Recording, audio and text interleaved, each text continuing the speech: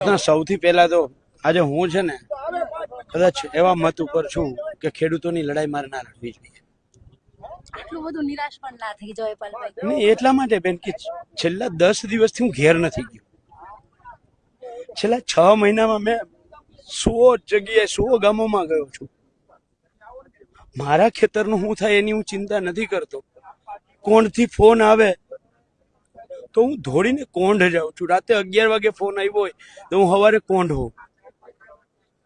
મને યાદ છે રાશન પરની ઘટના બની. હું 11:30 જમતો હતો બપોરે.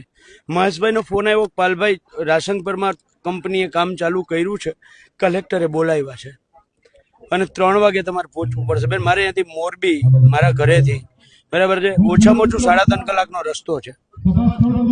હું 3 વાગે મોરબી પહોંચ્યો હતો અને કલેક્ટર સામે 1.5 કલાક મેં ચર્ચા કરી અને કામ બંધ કરાવ્યું.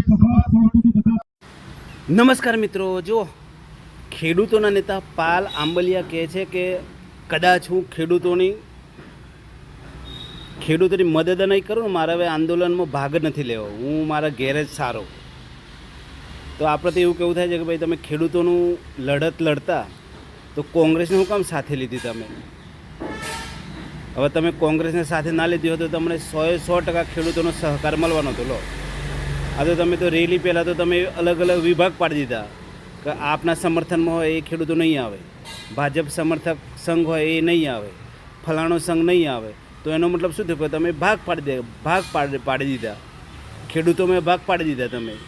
હવે આજે તમારી આંદોલનનો ફિયાસ્કો થઈ ગયો એટલે તમે રોવા બેઠા છો. બોલો, તો તમારે કોંગ્રેસ સમર્થકની રેલી હોય તો પહેલથી તમારે નક્કી કરી દેવું કે કોંગ્રેસ તરફથી છે આ રેલી. તો ખેડૂતોને ખબર પડતી કે આપણે જવું કે ના જવું. હવે પહેલાં તમે ઢોલ વગાડ્યા કે ભાઈ ખેડૂત ઓરિજિનલ ખેડૂતો આવવાના છે એવું કે તમે ઢોલ વગાડ્યા, પછી એટલે તમે કોંગ્રેસના ખોળામાં બેસી ગયા.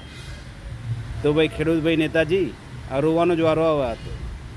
ખેડૂતોનો જવાબ આપો તમે. હવે ખરું ને કે આવું કેમ કર્યું તમે?